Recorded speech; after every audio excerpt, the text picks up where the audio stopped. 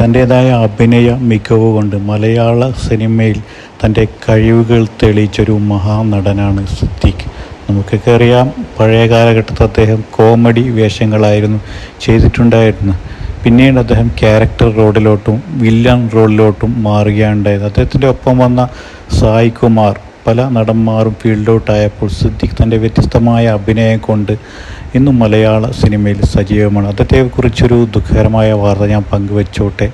Hema committee report പുറത്തു വന്നതോടുകൂടി സിദ്ദീഖിനെതിരെ ഒരു അതിജീവിത ആരോപണമായി രംഗത്ത് വരികയും അദ്ദേഹത്തിനെ അറസ്റ്റ് വാറണ്ട് പുറപ്പെടുവിക്കുകയും അവസാനം സുപ്രീം കോടതിയിൽ പോയി ജാമ്യം, സിദ്ദീഖിന് ഇടക്കാല ജാമ്യം കിട്ടുകയും ചെയ്തിരുന്നു. അത് മലയാള സിനിമയെ ഒന്നടങ്കം നാണക്കേടിൻ്റെ വക്കിലെത്തിയ ഒരു സംഭവമായിരുന്നു.